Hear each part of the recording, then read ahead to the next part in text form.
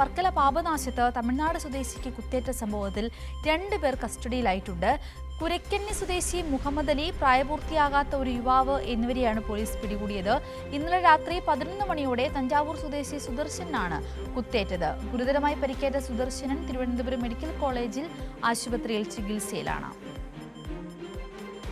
നൗഫലുണ്ട് വിശദാംശങ്ങളുമായി. നൗഫൽ, നിലവിലത്തെ സാഹചര്യത്തിൽ അദ്ദേഹത്തിന്റെ ആരോഗ്യസ്ഥിതി ഗുരുതരമാണെന്നാണ് മനസ്സിലാക്കുന്നത്. ഇപ്പോൾ പ്രതികളെ പിടികൂടുവാനും സാധിച്ചിട്ടുണ്ട്. എന്തായിരുന്നു യഥാർത്ഥത്തിൽ സംഭവത്തിന്റെ ഒരു കാരണമെന്ന് പറയുവാൻ സാധിക്കുന്നത്?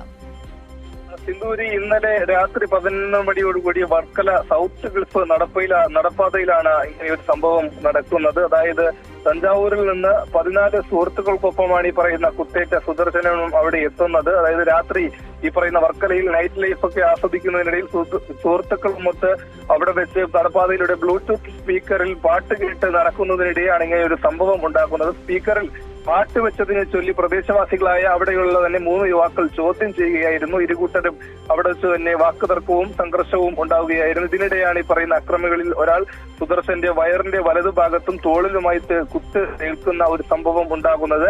പരിക്കേറ്റ സുദർശനെ ആദ്യം തന്നെ വർക്കല ആശുപത്രിയിലേക്ക് പ്രവേശിപ്പിച്ചെങ്കിലും പിന്നീട് അവസ്ഥ ഗുരുതരമായതിനെ തുടർന്ന് തിരുവനന്തപുരം മെഡിക്കൽ കോളേജിലേക്ക് മാറ്റുകയായിരുന്നു. സംഭവത്തിൽ എന്തായാലും ഈ കുരക്കണ്ണി സ്വദേശിയായിട്ടുള്ള ഈ പറഞ്ഞതുപോലെ മുഹമ്മദ് അലി, പ്രായപൂർത്തിയാകാത്ത ഒരു യുവാവ് എന്നിവരെ പോലീസ് പിടികൂടിയിട്ടുണ്ട്. മൂന്നാമതൊരാൾ കൂടി ഉണ്ടായിരുന്നു. അയാൾ ഓടി രക്ഷപ്പെട്ടതിനെ തുടർന്ന് അയാളെ കിട്ടിയില്ല. മാത്രമല്ല ഈ പ്രതികളെ 1 കിലോമീറ്ററോളം പിന്തുടർന്നാണ് പോലീസ് സാഹസികമായാണ് പിടികൂടിയത്. എന്തായാലും പരിക്കേറ്റ സുദർശൻ ഇപ്പോൾ തിരുവനന്തപുരം മെഡിക്കൽ കോളേജിൽ ചികിത്സയിലാണ്. സിന്ധൂരി.